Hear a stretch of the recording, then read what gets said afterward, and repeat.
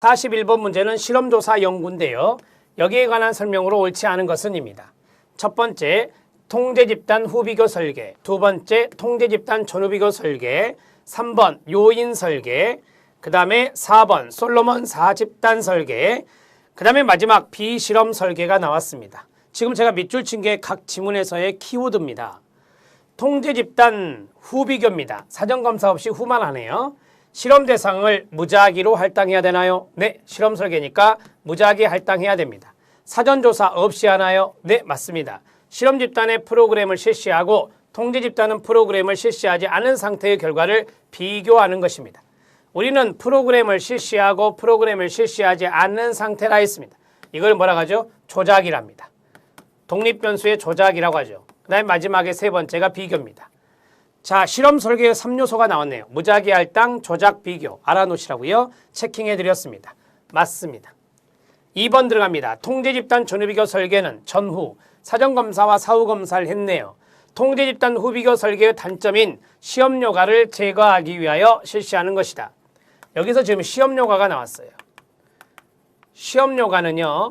시험요가는 앞에서 검사요인이라고 말씀드렸죠. 검사요인이요. 시험요가.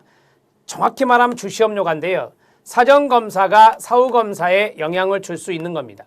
왜? 이 검사와 이 검사가 같거든요. 그래서 우리가 검사요인이라 해요.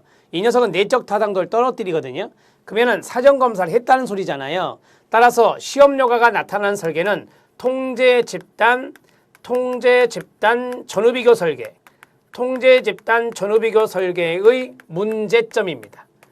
이것의 문제점이 바로 시험요가다라고 하는 거죠. 자, 그런데 보세요. 잘 보세요. 이제 놓치지 말고.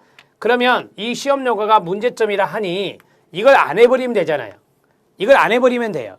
자, 그게 뭐죠? 네, 이것을 보완할 수 있는 것은 시험요가를 보완할 수 있는 것은 사전검사를 안 하면 된다 그랬죠. 그러면 통제집단 후비교가 되는 거예요. 통제집단 후비교 설계가 보완하는 거예요. 이 문장 어떻게 고쳐야 되죠?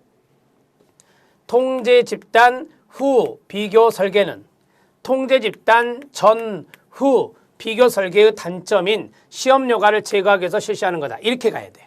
이게 맞는 지문이죠. 요인 설계 들어갑니다. 실험 처치라는 실험 집단의 프로그램을 몇 가지 이상, 두 가지 이상 하는 거죠. 두 가지 이상 할 때 우리가 요인 설계라고 해요. 이미 시험에 출제됐었고요. 맞습니다. 내적 타당도도 높다, 외적 타당도도 높다. 완벽한 설계네요. 솔로몬 4집단 설계다. 말씀드린 바 있습니다. 실험 설계라고 하는 녀석은요. 윤리적 문제가 야기될 수 있어요. 왜? 통제 집단 설정 때문에. 프로그램을 하지 않는 통제 집단 설정 자체가 윤리적 문제가 야기될 수 있다 그 말이죠. 그게 바로 윤리적 문제로 대두될 수 있으니 비실험 설계, 통제 집단을 설정하지 않는 거죠. 비실험 설계는 사회과학 연구에서 가장 많이 사용되고 있는 게 비실험 설계다. 이렇게 정리하시면 됩니다. 비실험 설계는 통제 집단 설정을 안 해요. 통제 집단 설정을 하지 않기 때문에 이것은 윤리적 문제가 없어서 사회과학에서 가장 많이 쓰는 것이다. 답을 해결했습니다. 2번이 답이고요. 41번 문제 별표. 여러분들이 실험조사 연구하면 이런 것들이 쭉 깔릴 수 있습니다. 잘 알아놓으시고요. 물론 단독 문제로 출제될 수도 있는 겁니다. 자, 정리가 됐습니까? 42번 문제 들어갑니다. 자, 42번 문제도 별표 쳐주세요. 제가 척도는 뒤에 문제가 나옵니다 라고 말씀을 드렸는데 바로 이 문제입니다. 42번 별표 척도의 설명으로 옳은 것은 입니다. 자, 그러면 리커트 척도가 나왔고요. 서턴 척도가 나왔고 거트만 척도가 나왔습니다. 요인 척도와 서열 척도도 나와 있습니다. 해보시죠. 일관성이 높답니다. 일관성이 높고 일관성이 높으면 신뢰도가 높은 편이죠. 척도를 구성할 때 시간과 비용도 아주 효율성이 있고요. 많이 들지 않고요. 타당도와 신뢰도를 높게 확보할 수 있는 게 뭐죠? 리커트입니다. 그래서 가장 많이 쓰이죠. 가장 많이 쓰이는 것이 리커트 척도다. 1번 지문부터 맞습니다. 서턴 척도는 단일 차원적의 특성과 태도, 현상 등을 측정하기 위해 강도에 따라 서열화한다 그랬어요.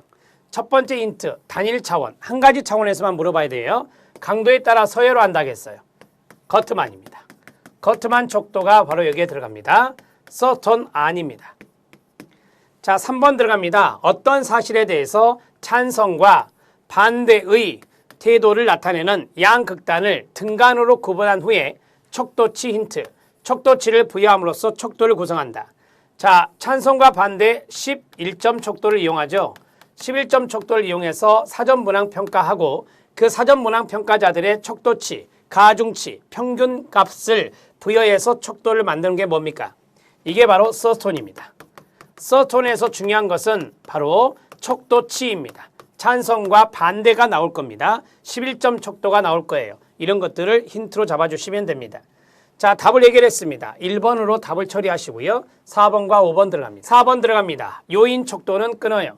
자, 소수민족, 사회계급, 사회적 가치 등에 대한 가로 사회적 거리감의 정도를 측정하기 위해 하나의 연속성을 가진 문항들로 구성한다라고 했습니다. 사회적 거리감의 정도가 중요한 거죠. 이게 뭔데요? 네, 보가더스 척도입니다. 보가더스 척도가 바로 여기에 해당될 수 있습니다. 서열 척도는 단순히 분류하기 위해서 측정 대상의 속성에 부호나 수치를 부여한다. 분류하는 목적은 명목입니다. 자, 이것은 명목 척도와 연관성이 있어요. 서열 척도 아닙니다. 요인 척도도 아니고요. 자, 42번의 답을 해결했죠. 1번이 답입니다. 43번 문제 들어갑니다.